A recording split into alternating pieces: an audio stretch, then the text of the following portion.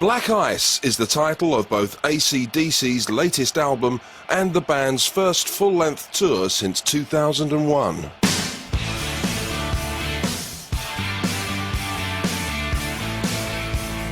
With creative director Patrick Woodruff at the helms of all things visual, the Black Ice touring set was designed by Jeremy Lloyd and Mark Fisher from Stewfish.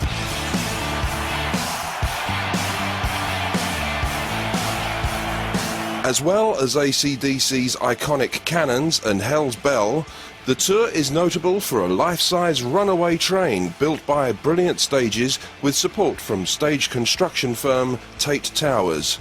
The set also features a huge inflatable lady named Rosie, created by regular Stewfish supplier Air Artists. Upstaging is making its AC/DC debut as lighting vendor, working with Patrick Woodruff, co-designer Dave Hill, and lighting director Charlie Wilson, otherwise known as Cosmo. Meanwhile, Screenworks is handling Video World.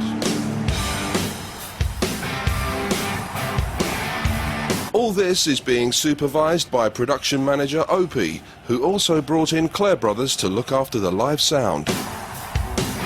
With John Lewis taking over from Mike Adams on monitors for the European tour, the front of house mix is left to Pab Boothroyd, now a veteran of 3 AC/DC World Tours, who is relying on the X-Array sound system from Electro Voice as his main PA element. Why X-Array? Because we used it last time. We liked what we got out of it last time. The band liked it. They liked the look of a big PA. It gives me a lot of baffle area. Line arrays are great, but I don't think the line array really suits AC/DC. We have played through line arrays and they sounded fine. But at the end of the day, I don't think they wanted the pencil PA look. AC/DC are known for their sound, being a big sound band. So big PA, it's all part of the whole big picture. But it actually does sound good. I've got a phenomenal system engineer, Dave Dixon. He's worked with me on AC/DC many a times and other projects. And I think between the two of us, we get the best out of it. We do have some line array on the very outside. It's the Clare i4, or the i5 actually now. We can fly that high up and bend it to just shoot right up the sides. Joining Pab at front of house are 2 Midas consoles from 2 very different eras. A Pro 40 analog desk, built in 1985 and used on the tour for the main front of house mix, and the very latest from Midas, the Digital Pro 6, which is used to record AC/DC shows as well as mix support bands.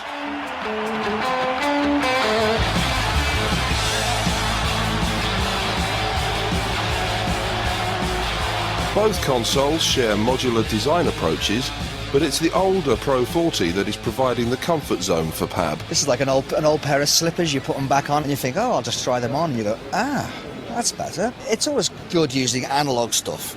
A lot of people nowadays, they grow up on PM1Ds and all sorts of things, and they would never even ever had to use a console like this.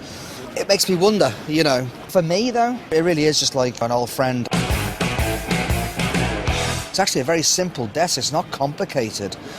I think everybody should use an analog desk of some kind, or certainly something where you're twiddling real pots and moving faders and clunking proper switches. The Pro 6 represents Pab's first move into Midas's new digital environment. And during AC/DC's tour rehearsals in the States, Midas's Richard Faraday, aka Fez, went over to help smooth out the process. When we first got the Pro 6 over to America, where we were doing rehearsals, Fez came over and kind of babysat that.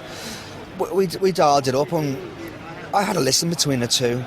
The thing is with a digital desk, when you listen to it on an individual basis, if you put a microphone into a single channel and you go hello 1 2 2, and then you do the same on an analog desk, you go hello 1 2, there is actually not a great deal of difference. I think the real difference comes is when you sum a lot of inputs together, and it's the final master bus out where you hear, obviously a lot of small additions make up to a big change. But with the Pro 6, that wasn't as noticeable.